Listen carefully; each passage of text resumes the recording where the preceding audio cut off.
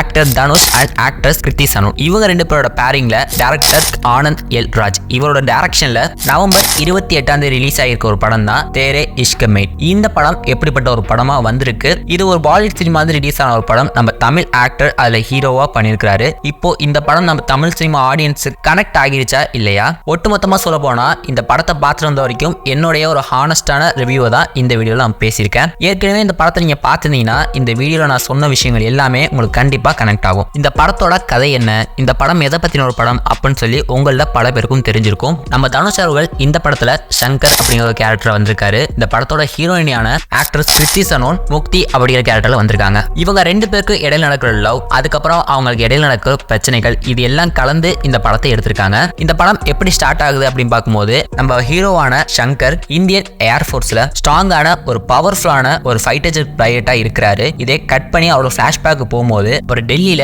ஒரு காலேஜ் ஸ்டூடெண்டா இருக்கிறாரு. ரொம்பவும் வயலண்டிக்கா, ரொம்பவே அக்ரெசிவா, எல்லாரையும் போட்டு அடிச்சுட்டு ரவுடித்தனம் பண்ணிட்டு இப்படி காலேஜ் முழுக்கும் அட்ராசிட்டி பண்ணிட்டு இருக்க ஒரு ஸ்டூடெண்டா தான் இருக்கிறாரு. அதே காலேஜ்ல தான் நம்ம ஹீரோயின் அவர்களும் படிக்கிறாங்க. அவங்க ஒரு PhD ஸ்டூடெண்டா இருக்கிறாங்க. இப்படி போயிட்டு இருக்கும்போது இவங்க ரெண்டு பேரும் ஒரு கட்டத்துல ஒரு லவ் ரிலேஷன்ஷிப்ல இருக்கலாம் அப்படின்னு சொல்லி முடிவெடுக்கிறாங்க. அப்படி அவங்க அந்த ரிலேஷன்ஷிப்பை ஆரம்பிக்கிறதுக்கு முன்னாடியே ஹீரோ கிட்ட சொல்லிடுறாங்க, எனக்கு இதுல பெருசா இன்ட்ரெஸ்ட் இல்ல, நான் இது ஒரு வேற ஒரு காரணத்துக்காக தான் பண்றேன், நீ இதை எப்படி வேணா எடுத்துக்கோ அப்படின்னு சொல்லிட்டு தான் அந்த லவ் ரிலேஷன்ஷிப்பை ஸ்டார்ட் பண்றாங்க. ஆனா நம்ம ஹீரோ அந்த ஹீரோயினை ரொம்பவே ஸ்ட்ராங்கா லவ் பண்ண ஆரம்பிச்சிடாரு. அவளுக்காக என்ன வேணா பண்ணலாம் அப்படிங்கிற நிலைமைக்கு அவர் போயிடுறாரு. இப்படி போயிட்டு இருக்கும் போது இவங்களோட லவ்க்குள்ள நிறைய பிரச்சனைகள் அப்படிங்கிறது வருது. அதனால இவங்க ஒண்ணு சேர முடியாம போயிடுது. இப்படியே கட் பண்ணா 7 வருஷம் கழிச்சு திரும்பவும் இவங்க ரெண்டு பேரும் மீட் பண்ணிக்க வேண்டிய ஒரு சிச்சுவேஷன் ஏற்படுது. அதுக்கப்புறம் என்ன நடந்துச்சு, இவங்க ரெண்டு பேரும் ஒன்னா சேர்ந்தாங்களா இல்லையா, எதுக்காக இவங்க அந்த லவ் ரிலேஷன்ஷிப்பை ஸ்டார்ட் பண்ணாங்க, இவங்க பிரிஞ்சதுக்கான காரணம் என்ன அப்படிங்கிறதா இந்த படத்தோட ஒட்டுமொத்த கதையாவே இருக்கு. இந்த படத்தோட கேரக்டர் வைஸ் அப்படின்னு பார்க்கும்போது இந்த படத்தோட ஹீரோவான தனுஷ் அண்ட் இந்த படத்தோட ஹீரோயினியான கிருத்தி சனோன் இவங்க ரெண்டு பேரும் தான் இந்த படத்தை மொத்தமும் கேரி பண்ணி கொண்டு போற மாதிரி இருக்கு. மற்ற வேற எந்த ஒரு ஆக்டர் அண்ட் ஆக்ட்ரஸும் இந்த படத்துல பெரிய லெவல் கேரக்டர் அப்படிங்கிறது கொண்டு வரல.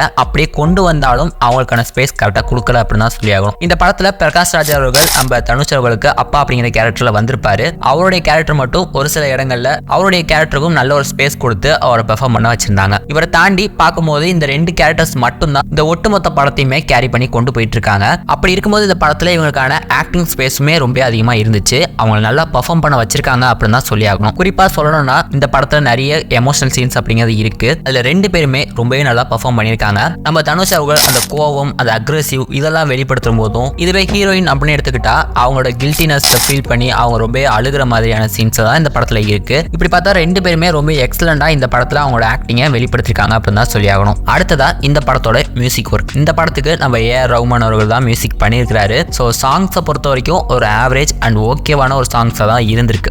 பட் அதோட பேக்ரவுண்ட் ஸ்கோர் அப்படின்னு இருக்கும்போது இந்த படத்தோட ஃப்ளோவை எந்த விதத்திலையும் கெடுத்துறாத மாதிரி ரொம்ப அழகான ஒரு பேக்ரவுண்ட் ஸ்கோரை கொடுத்துருக்காரு. ஒரு சில இடங்கள்ல ரொம்பவே நல்லா வந்திருக்கு அப்படின்னு தான் சொல்லி ஆகணும். அடுத்ததா டைரக்ஷன் வைஸ் அப்படின்னு பார்க்கும்போது இந்த படம் அப்படிங்கிறது ஒரு 2.25 மணி நேரத்துக்கு மேல போகுது. இந்த படத்தோட டியூரேஷன் அப்படிங்கிறது இந்த படத்துக்கு மிகப்பெரிய மைனஸாகவும் அமையுது. ஏன் அப்படின்னா இந்த படத்தோட கதை அப்படிங்கிறது ரொம்பவே சிம்பிளான ஒரு கதை. இதுக்கு முன்னாடி நீங்க பார்த்த படங்கள்ல இந்த மாதிரியான சாயல நிறைய படங்கள் அப்படிங்கிறது வந்திருக்கலாம். அப்படி இருக்கும்போது இந்த ஒரு ஸ்டோரிக்கு இந்த அளவுக்கு ஒரு லென்த் தேவை அப்படின்னு கேட்டா தேவை இல்லாத ஒரு விஷயமா தான் இருக்கு. செகண்ட் ஹாஃப்ல நிறைய சீன்ஸ் அப்படிங்கிறது தேவையில்லாத சீன்ஸா. ஸோ அதெல்லாம் கொஞ்சம் ட்ரிம் பண்ணிட்டு இந்த படத்தை கொடுத்துருந்தாங்கன்னா இந்த படம் இன்னுமே கொஞ்சம் கிறிஸ்பான ஒரு படமா வந்திருக்கும். First half and second half இந்த ரெண்டு ஹாஃப்லுமே உங்களுக்கு ஒரு ஸ்லோனஸ் அப்படிங்கிறத கன்ஃபார்மா நீங்க ஃபீல் பண்ண முடியும். பட் இந்த படம் போர் அடிக்குமா அப்படின்னு கேட்டா அது பார்க்கறவங்களை பொறுத்து. என்னைய பொறுத்த வரைக்கும் இந்த படம் அப்படிங்கிறது கொஞ்சம் ஸ்லோவா போகுது. அதிகபட்சமா எனக்கு போர் அடிக்கல. நான் ஏற்கனவே சொல்லியிருந்த மாதிரி இந்த படத்துல கொஞ்சம் தேவையில்லாத சீன்ஸ் அப்படிங்கிறது இருக்கு. ஸோ அதெல்லாம் கட் பண்ணியிருந்தா இந்த படம் ஸ்லோவா போகுது அப்படிங்கிற ஃபீலை நமக்கு கொடுத்துருக்காது. இந்த வீடியோட நான் ஸ்டார்டிங்ல சொல்லியிருந்த மாதிரி இந்த படம் அப்படிங்கிறது ஒரு பாலிவுட் சினிமா ரிலீஸ் ஆகக்கூடிய ஒரு படம், அதாவது ஒரு ஹிந்தி சினிமா ரிலீஸ் ஆகக்கூடிய ஒரு படம். அது நம்ம தமிழ் ஆக்டர் ஹீரோவா நடிச்சிருக்காரு. அப்படி இருக்கும்போது தமிழ் ஆடியன்ஸுக்கு இந்த படம் அப்படிங்கிறது பிடிக்குமா, அவங்களுக்கு ஒரு கனெக்ட் இருக்குமா அப்படின்னு பார்க்கும்போது இந்த படத்தோட ஸ்டோரி வைஸ் அப்படின்னு பார்க்கும்போது இது ஒரு காமனான ஒரு ஸ்டோரி தான். ஹிந்திலேயும் இது மாதிரி நிறைய படங்கள் வந்திருக்கு. அதே மாதிரி தமிழ் சினிமாவில் நிறைய படங்கள் வந்திருக்கு. மற்ற லாங்குவேஜ் படங்கள்லையும் நிறைய படங்கள் இது மாதிரி வந்திருக்கு. ஆனா இந்த படத்தோட மேக்கிங் வைஸ் அப்படின்னு பார்க்கும்போது முழுக்க முழுக்க இது ஒரு ஹிந்தி படமா தான் உருவாகி இருக்கு. தமிழ் ஆடியன்ஸ் கனெக்ட் பண்ணிக்கக்கூடிய ரெண்டு விஷயம் என்ன அப்படின்னு கேட்டா இந்த படத்துல இருக்கக்கூடிய நம்ம ஆக்டர் தனுஷ், அவருக்கு அப்பாவா வரக்கூடிய பிரகாஷ் ராஜ் அவர்கள். ஸோ இவங்க ரெண்டு பேரோட கேரக்டர் மட்டும் தான் இந்த படத்துல நம்ம தெரிஞ்ச ஒரு முகமா இருக்கிறதுனால மக்களுக்கு கொஞ்சம் கனெக்ட் ஆனிச்சு. ஸோ அதை தாண்டி இந்த படத்தோட டப்பிங்கும் ஓரளவுக்கு நல்லா பண்ணியிருந்ததுனால மக்கள் மத்தியில் ஓரளவுக்கு ஓகேவான ஒரு படமா இந்த படம் அப்படிங்கிறது அமைஞ்சிருக்கு. இந்த படத்துல 18+ அண்ட் அடல்ட் கண்டென்ட். ஸோ இது மாதிரியான சீன்ஸ் ஏதாவது இந்த படத்துல இருக்கா அப்படின்னு பார்க்கும்போது எந்த ஒரு சீன்ஸுமே அது மாதிரிலாம் இல்ல. ஆனா இந்த படத்தோட ஹீரோவா இருக்கட்டும் ஹீரோயினா இருக்கட்டும் அதிகமா ஆல்கோஹால் எடுத்துக்கிறது, ஸ்மோக் பண்றது இந்த மாதிரியான சீன்ஸை நிறையவே வச்சிருக்காங்க.